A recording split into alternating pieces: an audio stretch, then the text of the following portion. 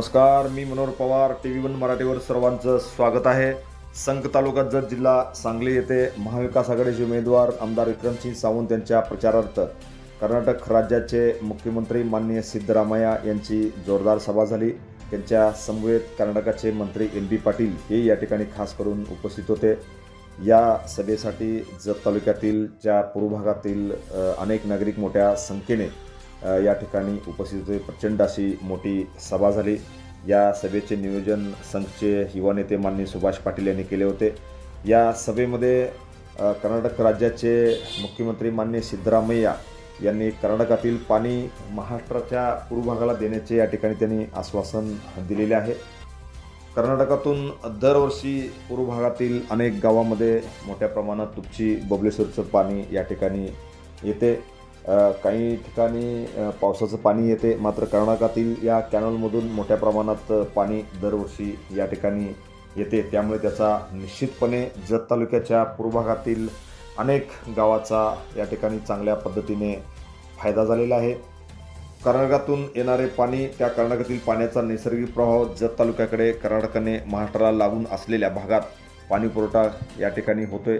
तेथील पाण्याचा नैसर्गिक प्रवाह मार्ग जत तालुक्याकडे आहे. यामुळे कर्नाटकामध्ये जेव्हा त्या ठिकाणी पाणी सोडले जाते तेव्हा ते जत तालुक्यातील मोठेवाडी, तिकोंडी क्रमांक 1, तिकोंडी क्रमांक 2, भिवर्गी, संक, सिद्धनाथ, पांढरेवाडी, दरीबडची या भागातील अनेक मोठे तलाव या ठिकाणी त्याचा फायदा होतो, त्या ठिकाणी भरलेले आहेत. त्यानंतर आपण 15 ते 20 दिवसापूर्वी जत तालुक्यातील भिवर्गी या गावामध्ये गेलो होतो.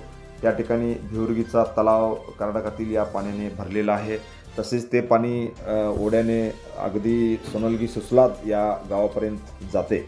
मात्र एकंदरीत राज्याचा करार झाला तर आणि हे पाणी जर पूर्व भागातील या गावात आल्यास या गावाचा निश्चितपणे फायदा होणार आहे. यासाठी गेले अनेक वर्षे आमदार विक्रमसिंह सावंत यासाठी प्रयत्न करत आहेत. त्यांनी पहिली सभा ही गुड्डापूर येथे घेतली, त्यानंतर जत येथे घेतली. अनेक सभेच्या माध्यमातून त्यांनी तुपची बबलेश्वरचे पाणी करार करून जत तालुक्याच्या पूर्व भागाला सोडा अशी जोरदार मागणी केली होती. मात्र काल संख येथे मोठी जाहीर सभा झाली. या जाहीर सभेमध्ये कर्नाटक राज्याचे मुख्यमंत्री माननीय सिद्धरामय्या यांनी जत तालुक्याच्या पूर्व भागाला कर्नाटकाचे पाणी देऊ असे आश्वासन दिलेले आहे. त्यानंतर विजापूर येथील मंत्री MP पाटील यांनीही या पाण्यासाठी आपण प्रयत्न करू. महाराष्ट्राने आम्हाला 3 TMC पाणी सोडल्यास आम्ही तो करार करून जत तालुक्याच्या पूर्व भागाला हे पाणी देऊ असे आश्वासन दिले आहे.